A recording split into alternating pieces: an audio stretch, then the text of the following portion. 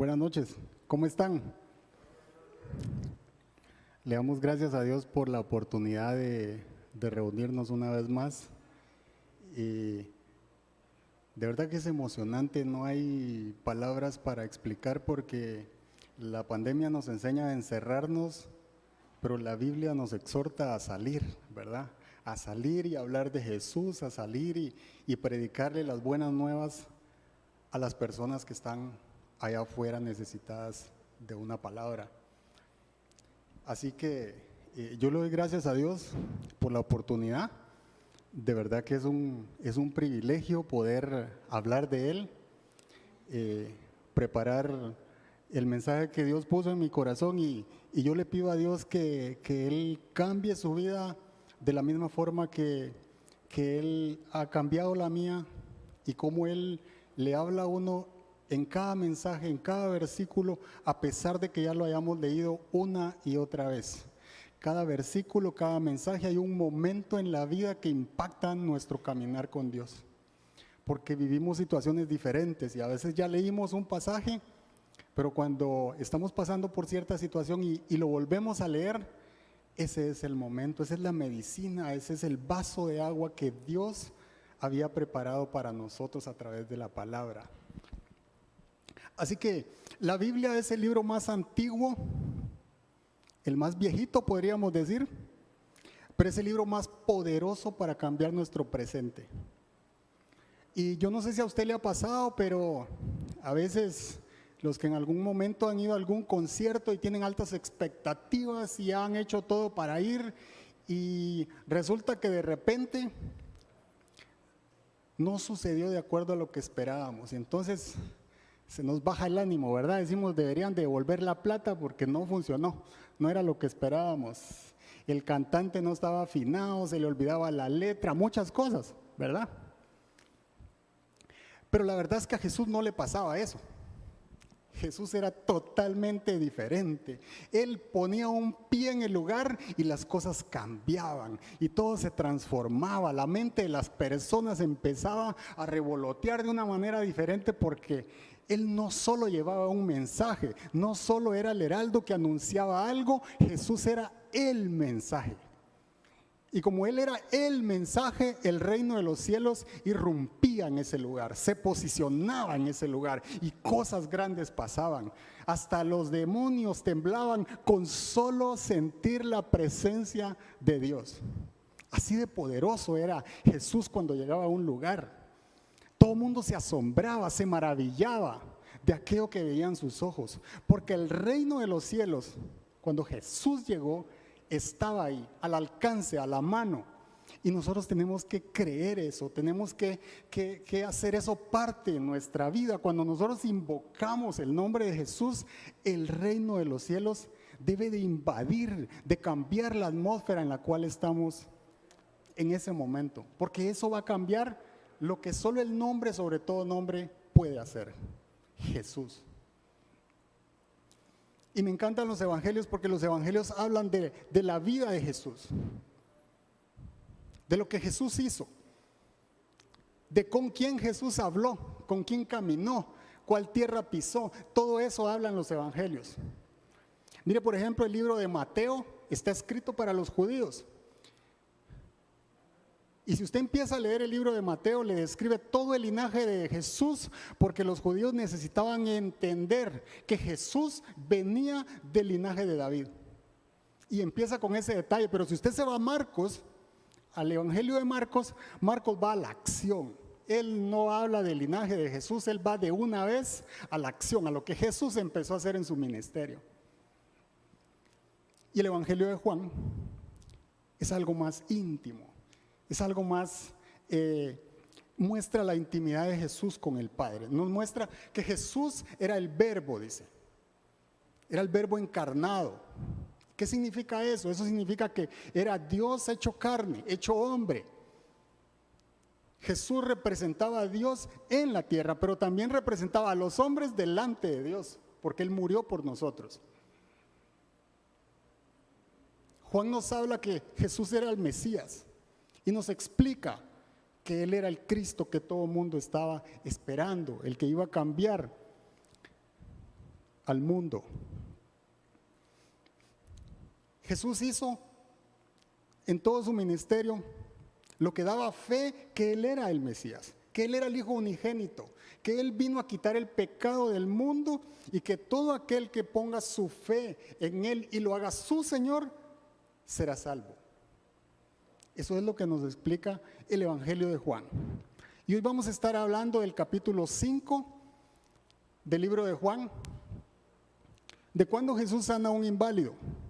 Y lo primero que me pasa cuando viene una palabra del Señor es que, bueno, ya lo leí, es un milagro maravilloso, pero es un milagro.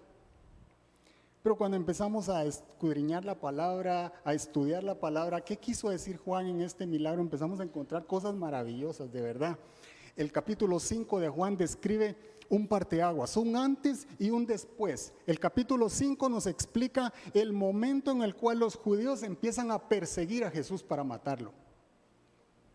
El capítulo 5 también nos describe a través de este milagro la obra redentora de Cristo. Así que la charla de este día se llama Del estanque a la fuente de agua viva.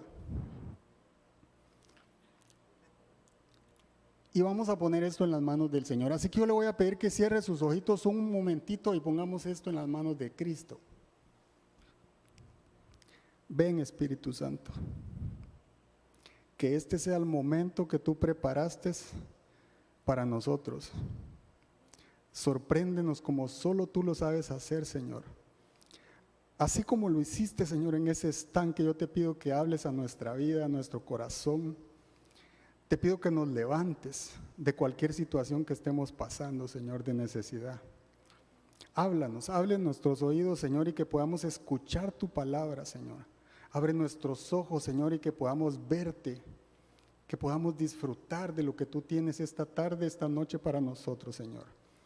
En el nombre de Jesús, ven, Espíritu Santo, y toma tu lugar y muévete con todo tu poder, con todo tu amor, como solo tú y solo tú, Señor, lo sabes hacer. Amén.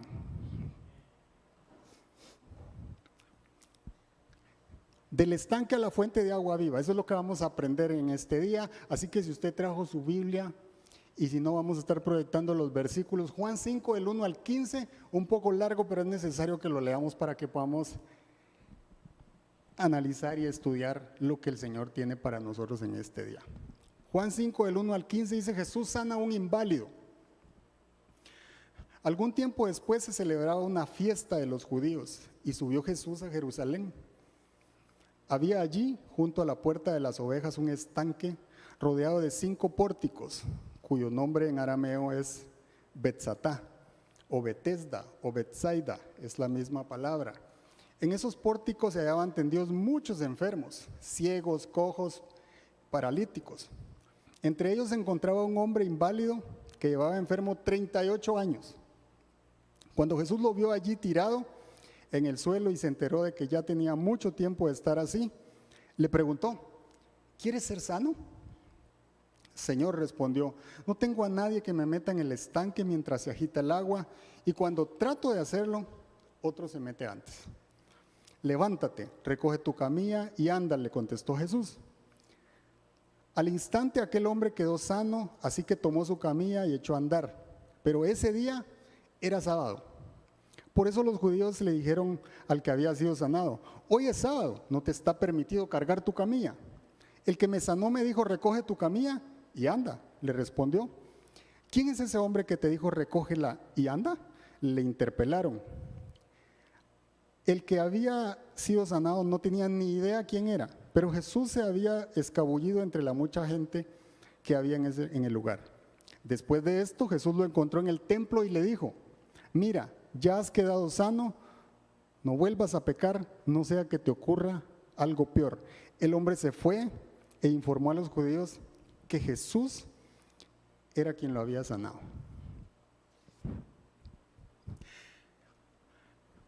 Este momento Jesús va a la ciudad. Él está en Galilea, no nos dice cuánto tiempo, pero él decide ir a la ciudad, a Jerusalén. Y el motivo por el cual Jesús iba a la ciudad era porque había una fiesta. Y en el calendario judío, todo judío devoto debía de asistir por lo menos a 3 fiestas que eran las más importantes o las más relevantes dentro del calendario judío. Y Jesús era judío, Él vino para cumplir la ley, no para abolirla, no para evadirla. Jesús actuaba dentro del sistema, no vino a salirse del sistema. Eso nos lo dice Mateo 5:7, dice: no piensen que he venido a anular la ley o los profetas, no he venido a anularlos, sino a darles cumplimiento, dice ese versículo. Eso no está proyectado ahí. Entonces, Jesús era judío, por lo tanto, Él iba a la ciudad a esa fiesta. Y las 3 fiestas a las cuales un judío devoto no podía faltar era la de los tabernáculos, el Pentecostés o la Pascua. No nos dice Juan a cuál de ellas se estaba refiriendo. Lo cierto es que había una fiesta y Jesús iba a la iglesia a adorar a Dios, a adorar al Padre, como lo tenía que hacer toda persona que Dios era su Señor. Y las fiestas eran un recordatorio de lo que Jesús había hecho con el pueblo de Israel en el pasado. Dentro del calendario judío, las fiestas representan la obra de Dios dentro del plan de salvación. Pero Jesús va hacia la iglesia, va a Jerusalén y decide desviarse. Y decide pasar a un lugar donde no hay fiesta, lo que hay es mucha necesidad. Él decide pasar al estanque de Betesda, donde realmente lo que hay son enfermos, cojos, ciegos y paralíticos. Un lugar de mucha necesidad.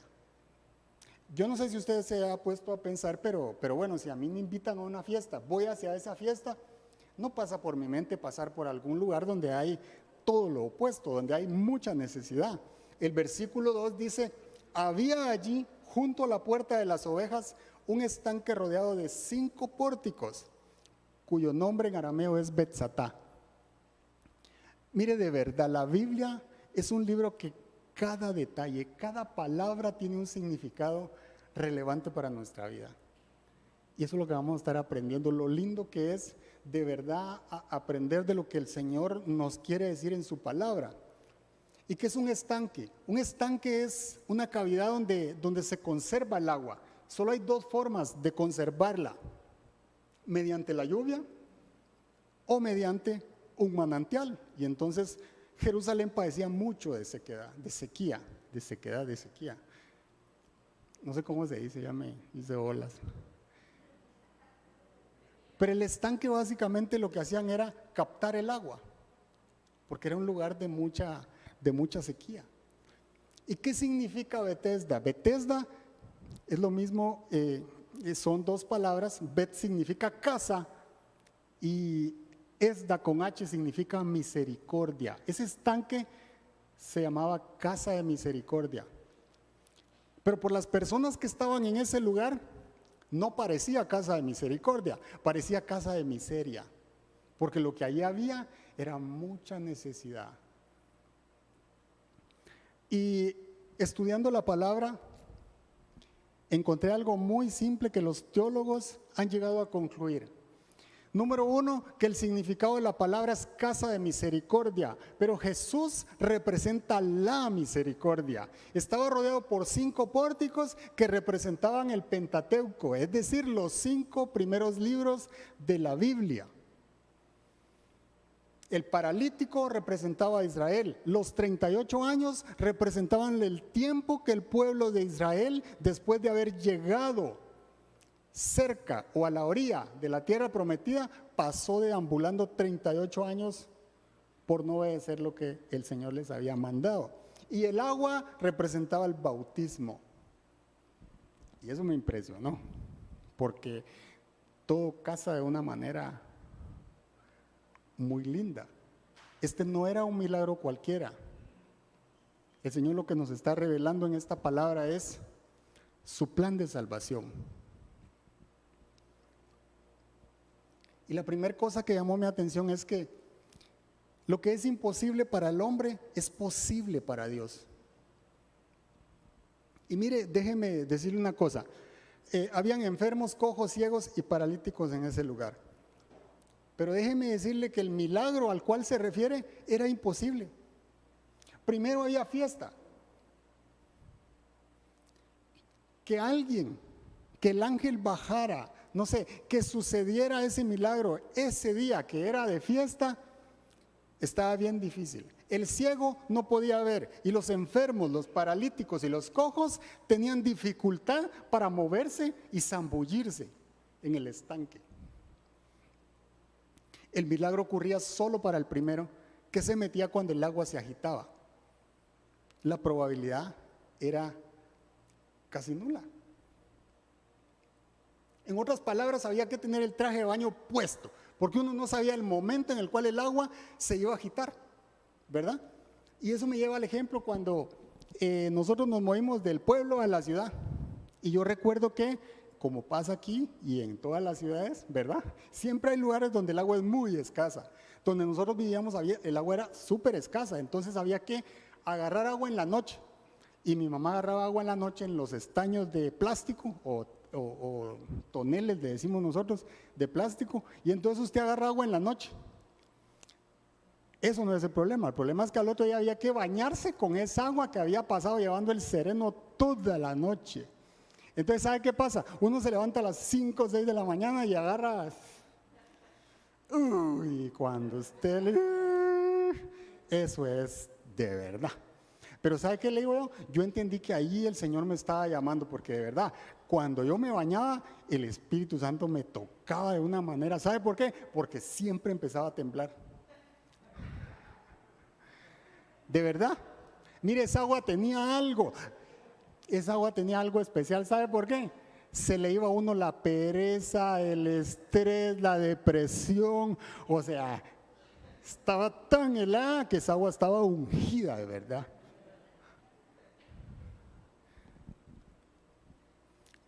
Yo no me imagino a los paralíticos esperando a que el agua se agitara y voy para adentro. No, si dice que el paralítico, alguien le tenía que ayudar a meterse.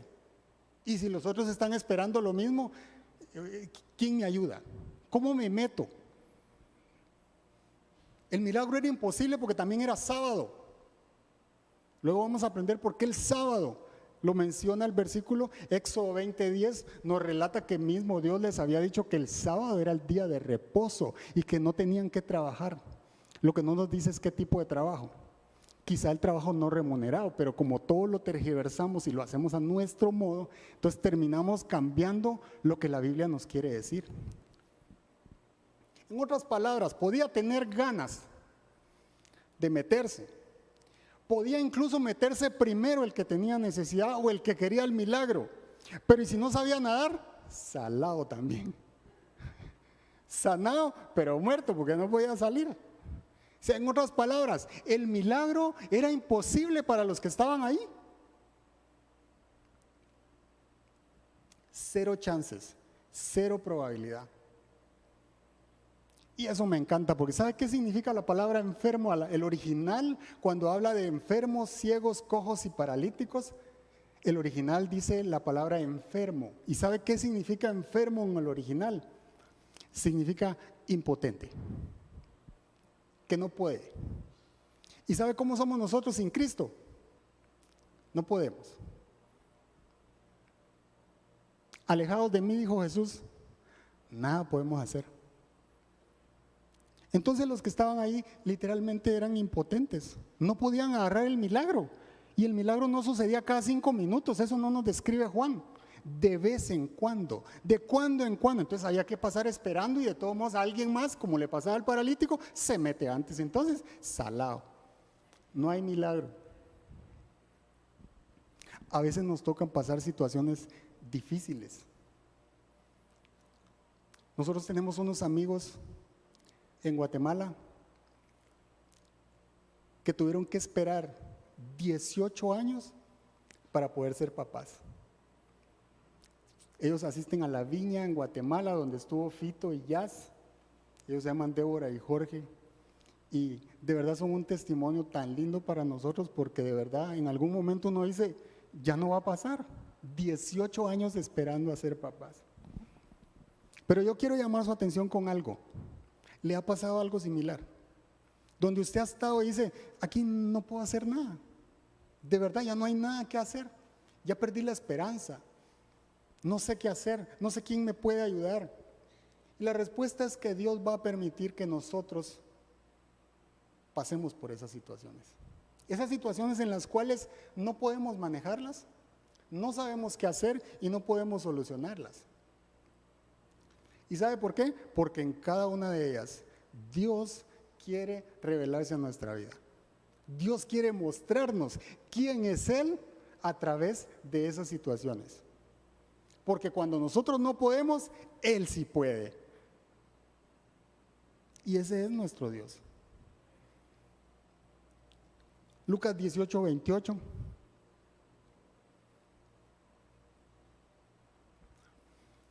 Dice, lo que es imposible para los hombres es posible para Dios.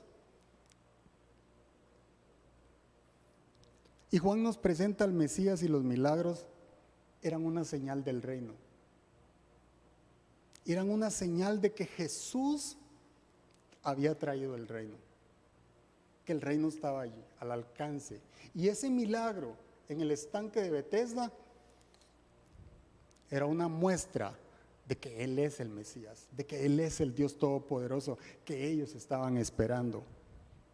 Porque es el único que podía perdonar y que puede perdonar nuestros pecados. Pero muchas veces buscamos cómo saciarnos en estanques, en lugar de ir y accesar la fuente de agua viva, que es Dios.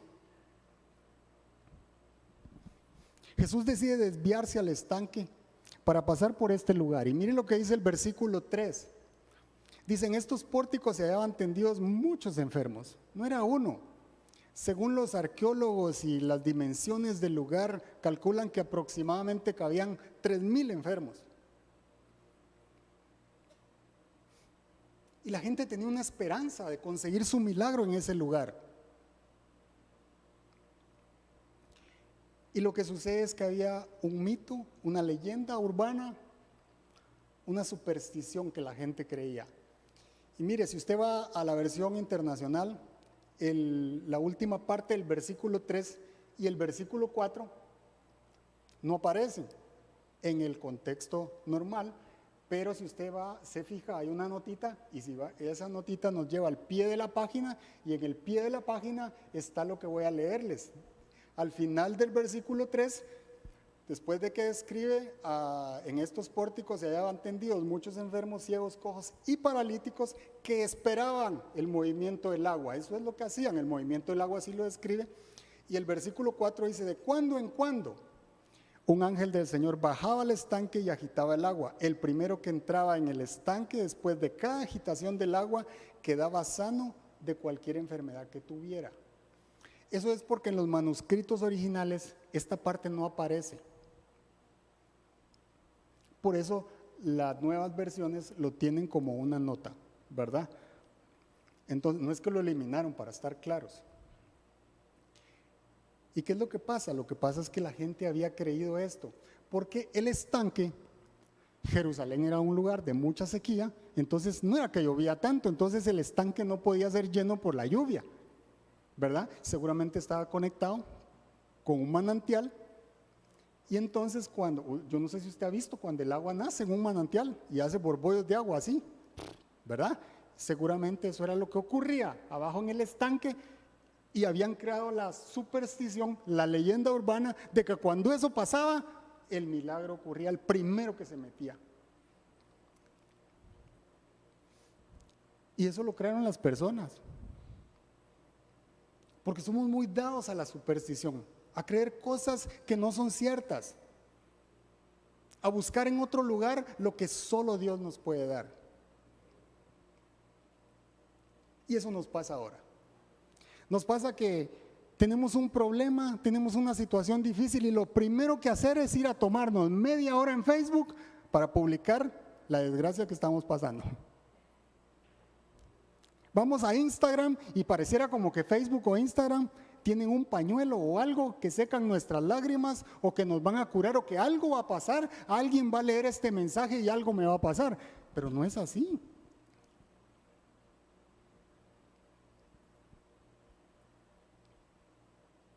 Tenemos que tener cuidado a dónde vamos, dónde depositamos nuestra confianza. ¿En quién confío yo cuando me está pasando algo? ¿En Dios o ando buscando cualquier estanque que ni siquiera tiene agua? Porque eso nos pasa mucho. Porque ¿sabe qué? Ellos están describiendo a enfermos físicos que tenían un problema físico, pero espiritualmente también somos iguales. Sin Dios somos impotentes. Pero con Cristo todo lo podemos.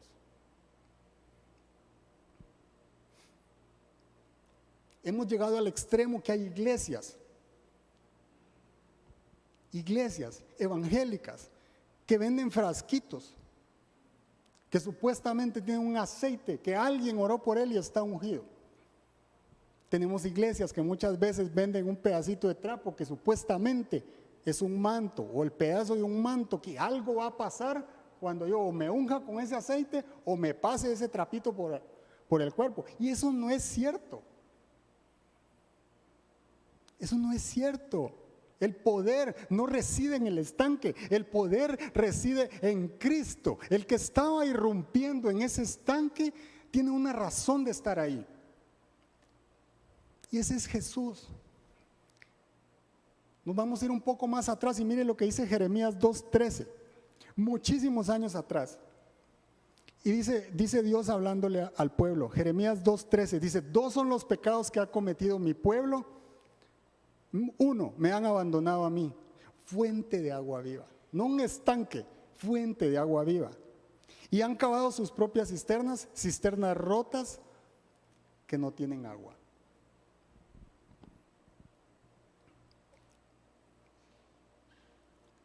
Muchas veces andamos buscando en un estanque lo que solo vamos a encontrar en la fuente.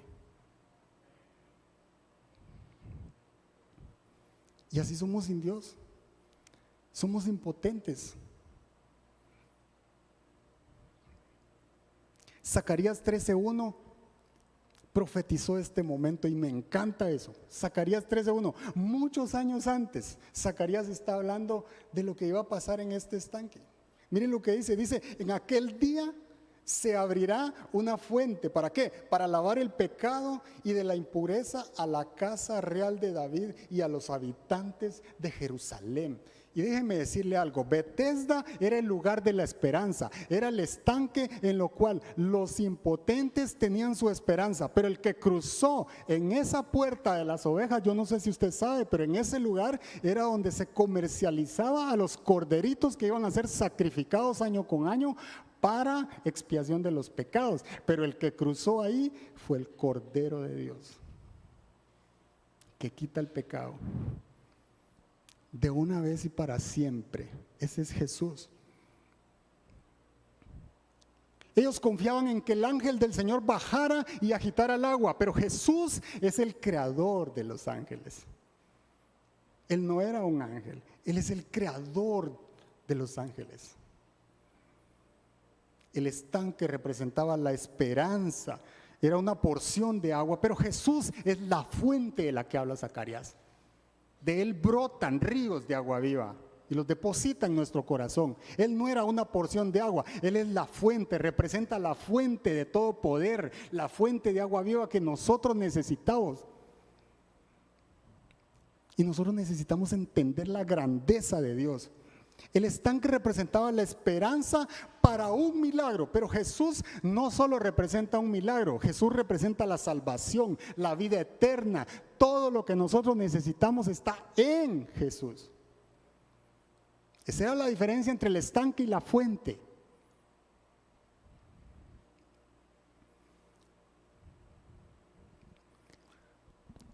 Jesús lo dijo, Juan 7:37. A la mujer samaritana también le dijo las mismas palabras: si supieras del agua que yo puedo darte. Y mire lo que dijo Jesús más adelante aquí, Juan 7:37 dice: si alguno tiene sed, no dice vaya a Betesda, Ya no existe Bethesda. Si realmente hubieran milagros en ese estanque, yo le aseguro que todo el mundo hicieran fila para llegar al estanque para ver si alguien consigue ese milagro. Pero ya no existe. Lo han excavado, pero ya no existe el estanque como tal. Es una ruina. Pero Jesús dice, si alguno tiene sed, que venga a mí y beba. De aquel que cree en mí, como dice la Escritura, brotarán ríos de agua viva. Déjenme decirle, la diferencia es que antes buscaban en un estanque que estaba en un lugar, pero Jesús vino para mover ese estanque y convertirlo en ríos de agua viva adentro de nuestro corazón. Ahora vivimos conectados con la fuente, ahora vivimos disfrutando de eso que Jesús nos ha regalado. El estanque pasó a convertirse en ríos de agua viva dentro de nosotros. Y la parálisis, hablemos un poco del paralítico. La parálisis era la condición y normalmente acostumbramos a llamar o a criticar o a etiquetar a las personas por su condición. Y entonces decimos el choco, el gordo, el feo, el flaco, el alcohólico, el drogadicto, el borracho. ¿No es cierto? Y no sabemos de verdad el dolor o lo que le causamos a las personas. Y muchas personas atesoran eso y se lo agarran tan propio que resultan marcando sus vidas. Y nosotros no somos llamados a etiquetar a las personas, porque muchas veces esas etiquetas trazaron el destino de alguien. Pero Jesús vino para transformar eso, porque Jesús no le dijo paralítico. Y eso me encanta porque Jesús lo vio allí, tirado, dice la Escritura, con una gran necesidad porque tenía 38 años de estar ahí, en esa situación. Y Jesús le hace una pregunta que dice, ¿quieres ser sano? Y haga la pregunta, ¿quieres ser sano? Yo me imagino ese tipo lleva 38 años tirado ahí. ¿Cómo Jesús va a preguntar eso? ¿No es cierto? O sea, no, Señor, quiero pan y café. ¿Quieres ser sano? ¿Y sabe cuál es la diferencia? Es cómo Jesús veía al paralítico. Por ejemplo, cuando un hijo llega a la casa y sabe que es hora de almuerzo, que ya pasó la hora de almuerzo, ¿cómo le dice la mamá a uno? ¿Quieres comer, mi amor? No le dice, vos muerto de hambre, sentate. No, ¿verdad que no? La situación sería esa, ¿verdad? Jesús no le dijo eso. ¿Sabe por qué? Porque Jesús no solo vio la necesidad de él. Jesús estaba viendo a un hijo con necesidad. Por eso le dice, ¿quieres ser sano? Más allá de nuestra situación, de nuestro padecimiento, del valle en el que estemos pasando, lo que Jesús, lo que Dios mira en nosotros es que somos sus hijos, es que somos amados, es que somos la niña de sus ojos, es que somos apreciados, es que tenemos valor porque Él nos hizo a su imagen y semejanza.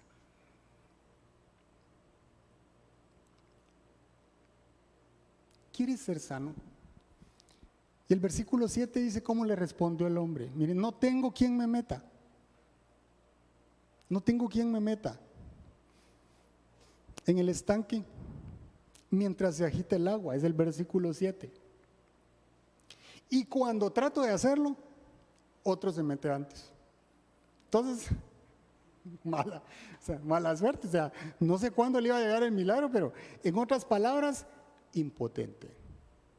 Cero chance. Necesitaba alguien que le ayudara y cuando lo intentaba ya otro se había metido. Así somos sin el Señor. No tengo ningún chance. Y quizá había perdido toda esperanza como nos pasa a nosotros. Quizá estaba esperando un golpe de suerte. Pero yo voy a cambiar la pregunta para que cada uno de nosotros se la repita. ¿Quieres que cambie tu situación? Mire la pregunta que Jesús le hizo al paralítico, pero yo le hago la pregunta así: ¿quieres que cambie tu situación? ¿Quieres seguir así? ¿Quieres que cambie tu vida en realidad? Porque Jesús está interesado en cosas más profundas que simplemente por el poder que Él tiene de hacer solo el milagro que le estamos pidiendo. Pero muchas veces nos acomodamos al padecimiento. Otras veces nos volvemos cómodos en esa zona, porque es más fácil hacerse la víctima que rendirse delante de Dios, que seguir orando, que seguir clamando, que seguir creyendo, que seguir caminando con Cristo, que agarrar su mano. Es más fácil quedarse cómodo, ¿verdad? Y muchas veces nos apropiamos del espíritu de víctima. Y entonces decimos: a mí me tocó sufrir. Tengo un amigo que decía un dicho antes de conocer al Señor, y decía: es que mi vida es triste, vos, decía. Y siempre me repetía eso. Pero cuando conocí al Señor, yo le dije: no, eso no lo puedes decir, como que mi vida es triste. Y ya no lo dice, gracias a Dios. Pero él decía así por todo, cuando uno le decía: vos, pero mira tal y tal cosa, es que mi vida es triste, vos, decía. No les voy a decir quién es, pero muchas veces nos agarramos etiquetas para movernos a la zona de confort. Y somos víctimas. Ahí yo no voy a salir de aquí. ¿Para qué me voy a esforzar? ¿Quieres que cambie tu situación? Y mire, los libros de ayuda y los seminarios y muchas cosas que ahora dicen, le dicen a uno: querer es poder. Pero yo le voy a hacer una pregunta a usted. ¿El paralítico podía? ¿Quería? Sí. ¿Podía? No. Entonces no es cierto. ¿Querer es poder? No es cierto. Hay situaciones en las que no funciona. ¿Te has sentido así? Yo no sé si usted se ha sentido así, pero yo sí. A veces probamos por aquí, por allá, y no funciona, y entonces terminamos sin fuerzas. Ya no quiero luchar, ya no quiero seguir adelante. Pero no basta solo con querer. Puede mejorar la situación, pero no basta solo con querer. Y hay otro dicho, porque no es bíblico, que la gente se ha inventado, que dice que Dios dice, o que la Biblia dice: ayúdame que yo te ayudaré. Y eso es mentira también. Eso no lo dice la Biblia. Ayúdame que yo te ayudaré. O sea, le voy a echar una mano al Señor, pues, o sea, me voy a ayudar yo para que Él me ayude. Es falso. Si Él es todopoderoso. Cuando uno es cristiano y a veces va a examinarse o a algo, ¿y qué tenés? Es que tengo tal y tal cosa. Pero ¿y no sos cristiano, pues? Pero ¿y quién dijo que no nos va a pasar nada? O sea, no dice la Biblia: ayúdame que yo te ayudaré. O sea, ¿no te ha ayudado Dios entonces o qué? La gente lo mira hacia uno. Y eso no es cierto. Eso no es bíblico. Eso de le voy a echar una manita a Dios es absurdo. Es absurdo. Dios no necesita que le echemos una mano. Dios necesita que le creamos, que nos arrepintamos, que lo busquemos, que lo adoremos, que le clamemos. ¿Por quién es Él? Por el amor que Él nos ha dado. Por eso Jesús se acerca y le dice: ¿quieres ser sano? ¿Sabe qué le está diciendo Jesús? Yo te voy a ayudar. Yo te voy a ayudar. Hay otros milagros donde Jesús les pregunta: ¿quieres ser sano? Pero mire lo que Jesús está haciendo: yo te voy a ayudar. ¿Sabe por qué? Porque Él es la fuente de poder. Él tiene el poder para hacerlo. Pero muchas veces metemos a Dios en los límites de nuestra fe, en lugar de que nuestra fe busque al omnipotente Dios. Son dos cosas diferentes. Muchas veces traemos a Dios a los límites de nuestra fe. Recuérdense que Jesús les dijo a sus discípulos: hombres de poca fe. Y si yo en ese momento tengo poca fe, lo que voy a hacer es traer a Dios a la poca fe que tengo, y entonces voy a creer que Dios es de este tamaño su poder. ¿verdad? Y lo que tengo que hacer es creer que Él es el omnipotente para que mi fe vuele, para que mi fe crea, para que lo que yo necesito sepa mi corazón, mi mente, mi espíritu, que el único que puede transformar eso que me está pasando está en las manos de la fuente de todo poder. Su esperanza estaba funcionando en el movimiento del agua. Hoy en día, nuestra esperanza muchas veces está en la sabiduría humana. Estamos esperanzados en una vacuna. A veces, no le estoy diciendo que sea malo, pero la ciencia también le pertenece a Dios. Nuestra esperanza tiene que estar bien ubicada. ¿Y sabe dónde es? En las manos de Dios. Porque todo le pertenece a Él. Nuestra confianza debe estar en las manos de Dios.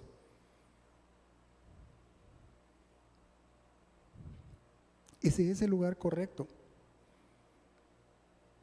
Mire, la gloria de Dios y la misericordia de Dios es tan grande que Él no necesitó de la fe de este hombre. Pero mire, ni siquiera sabía quién era. El versículo 13, cuando le preguntaron los judíos, Él dice, no tengo idea quién es. O sea, no tengo idea de quién fue el que me sanó, pero me sanó, ¿verdad? Porque este milagro estaba definido, este milagro estaba preparado para que todo mundo entendiera quién era Cristo, quién era Jesús. Él es el Mesías, Él era el esperado, Él era el que trae el reino, y lo que estaba pasando en ese lugar solo lo podía hacer uno, y se llama Cristo Jesús.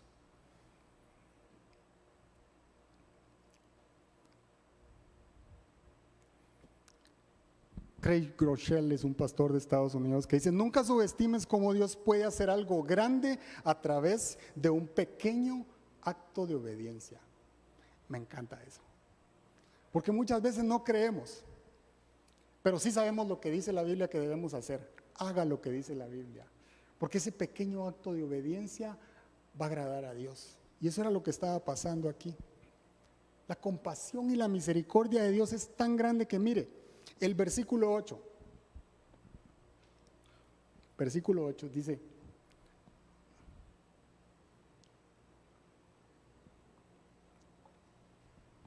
levántate, recoge tu camilla y anda.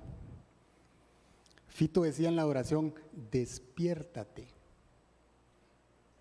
¿Sí se da cuenta cómo Dios nos habla?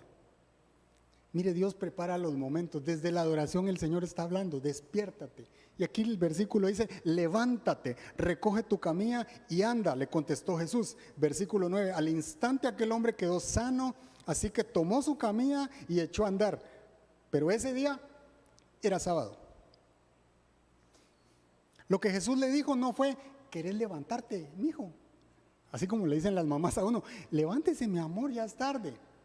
No me hables, y se vuelven a tapar. No, Jesús le está diciendo, levántate. Es un imperativo, es una orden. Pero no es solo una orden, es que cuando Jesús le dice levántate, ya le había dado vida a esos huesos. Él ya había hablado la palabra que tiene poder y había sanado al paralítico. Entonces cuando Jesús te dice levántate, es porque está contigo, es porque dice yo te ayudaré, yo lo voy a hacer, yo ya lo hice, no lo dudes, levántate. Y muchas veces lo dudamos. Pero cuando Jesús te manda a hacer algo, Él te capacita para hacerlo. Él no te va a dejar solo. Si te mandó a un puesto de importancia, de relevancia, donde hay muchas personas que están viendo lo que haces, Él está contigo. Él te va a dar la sabiduría para que puedan ver la luz, para que puedan ver que sos la sal de este mundo. Porque van a ver su gloria a través de lo que vas a hacer, de lo que vas a cambiar. Las personas van a ver algo que Jesús pone solo en ti, porque Él te capacita para estar allí.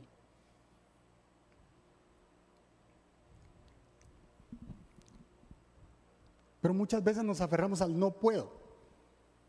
No puedo dejar el trago.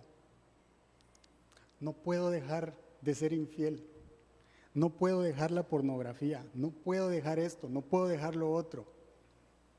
¿Y quiere que le diga algo? Tenemos razón, no podemos. porque somos impotentes solos. Le necesitamos a Él. Y lo que yo le quiero decir en esta noche es,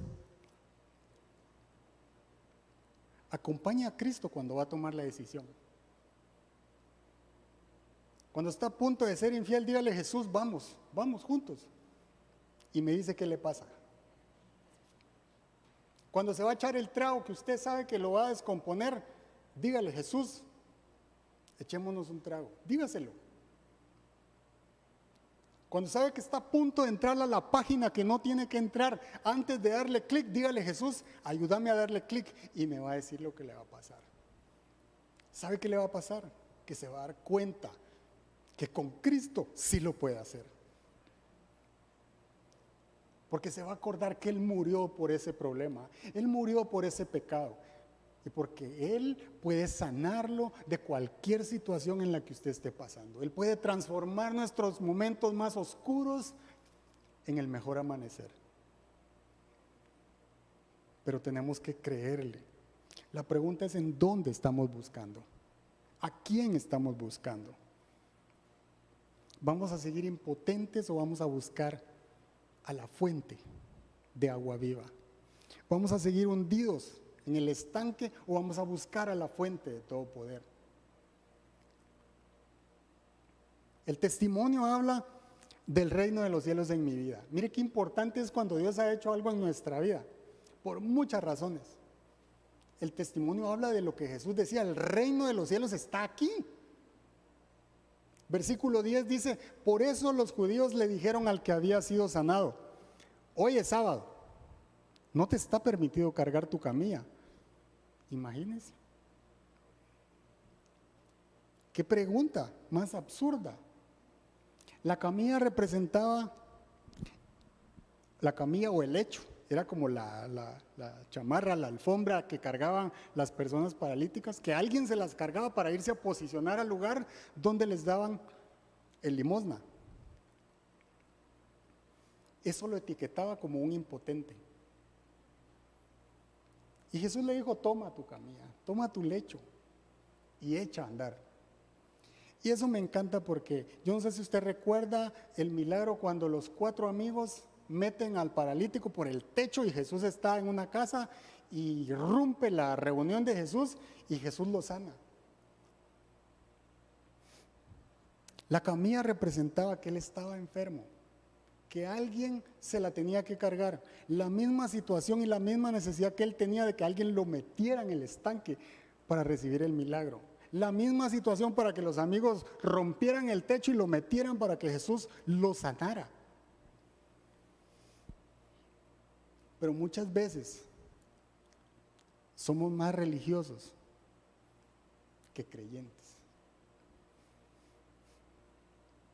Los judíos venían de aplicar la ley top, ¿verdad? O sea, déjeme contarle que en Israel el día sábado es el día de reposo, ¿verdad? Pero el día sábado para los judíos empieza desde el día viernes como a las 6 de la tarde, ¿verdad?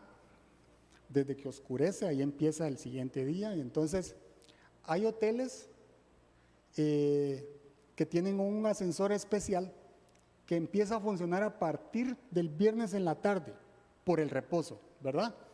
Ese ascensor para en todos los pisos. ¿Y sabe por qué? Porque los judíos ortodoxos entran en el ascensor y no tienen que presionar el número del piso al cual van, porque eso representa un trabajo. Así de legalistas somos muchas veces.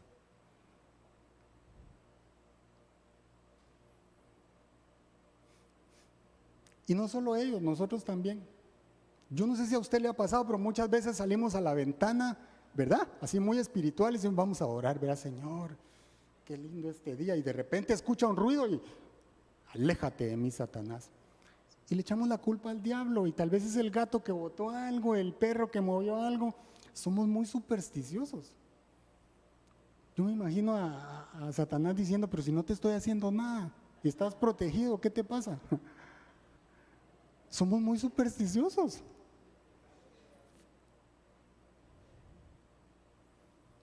Si Dios está conmigo, ¿quién contra mí? Dice la palabra. Pero no es cierto, a mí me ha pasado.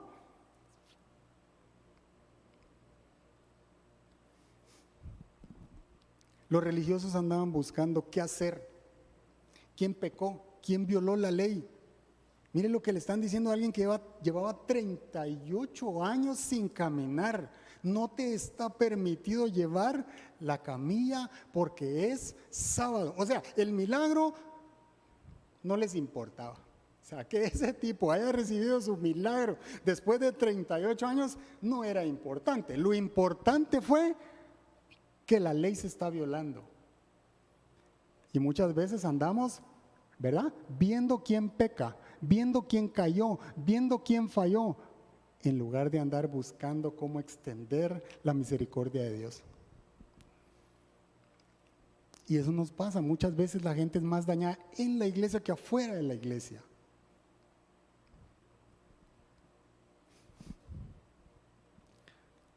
Esto es como en un accidente. En un accidente, mire, cuando pasa un accidente llegan dos tipos de personas. La verdad tres, pero le voy a hablar de dos.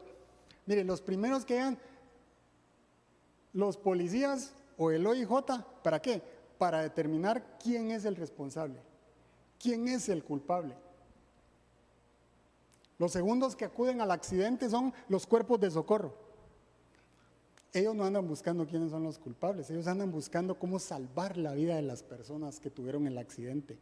Andan buscando cómo ayudar, cómo ser de apoyo en ese momento que hay personas que los están necesitando. Y los terceros son los chismosos, ¿verdad? Los terceros son los chismosos. ¿Ah?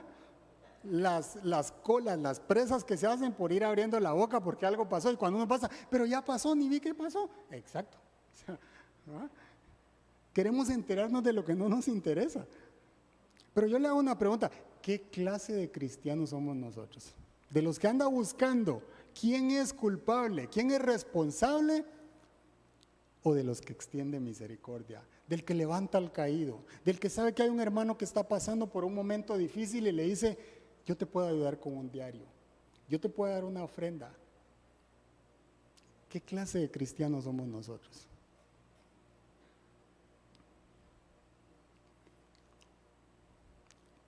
La camilla era la señal del testimonio.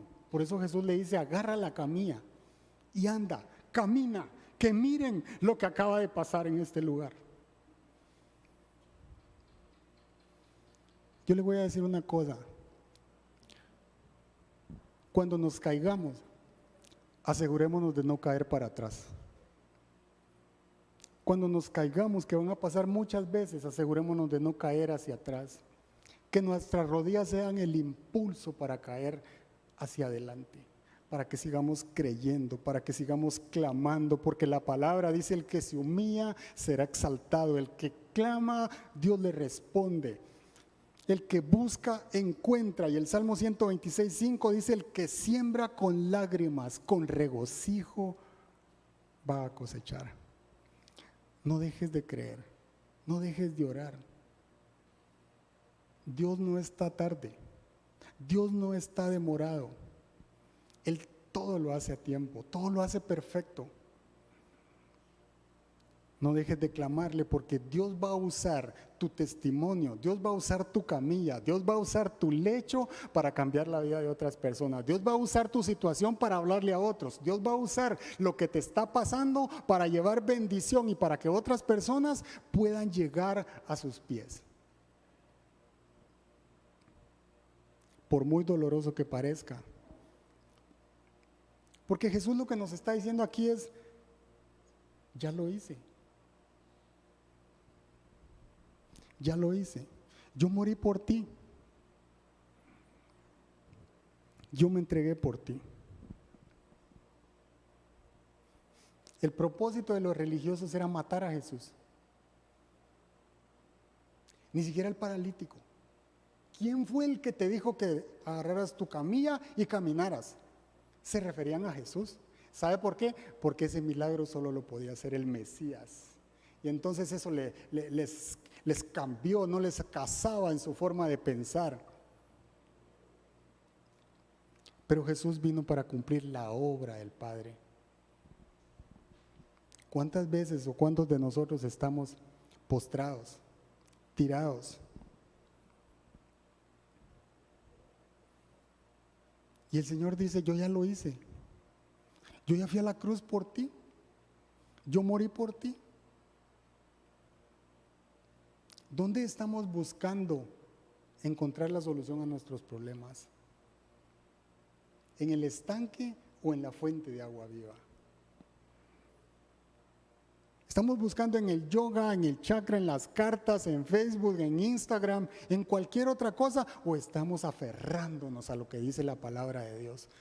¿Estamos creyendo lo que Dios prometió o estamos buscando nuestra propia forma de pensar?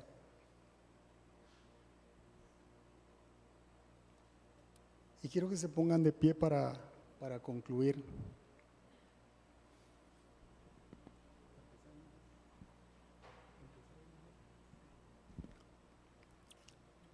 Juan 5:14.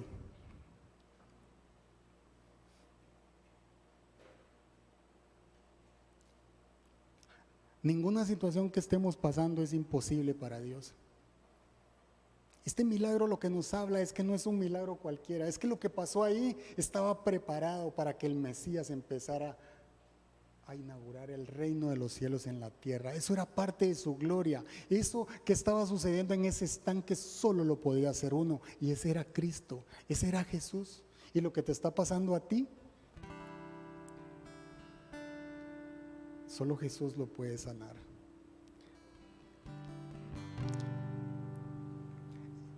Juan 5:14 dice, después de esto Jesús lo encontró. ¿En dónde lo encontró?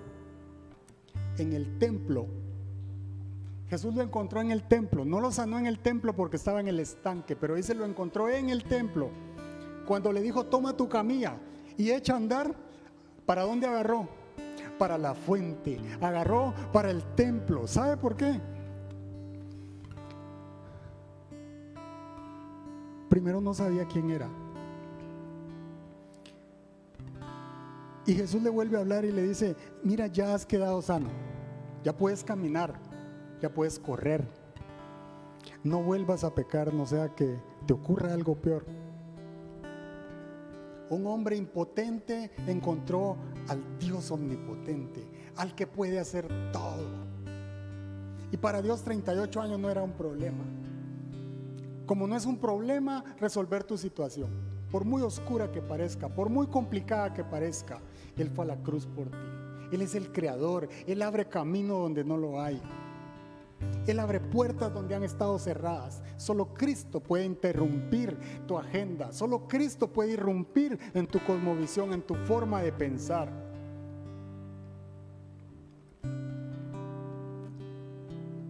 La misericordia de Dios es tan grande que no necesitó ni siquiera la fe de este hombre. Necesitó que lo obedeciera. Levántate, toma tu camilla y anda. Haz aquello que yo te digo.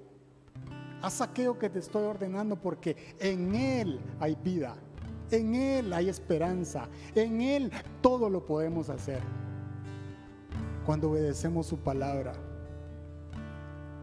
Jesús es compasivo, pero también es omnipotente. Y para Él los 38 años no eran ningún problema. Ningún problema. Pero ¿qué era peor que el milagro que Jesús le había dicho? Te puede pasar algo peor, le dice. ¿Y sabe qué es peor que el milagro? Perder la salvación, perder esa vida eterna con Cristo. Y hay tanta necesidad allá afuera que necesitamos atraer a la fuente a las personas que están en los estanques. Necesitamos llamarlos, necesitamos abrazarlos, necesitamos amarlos y decirles todo por lo cual Jesús fue a la cruz.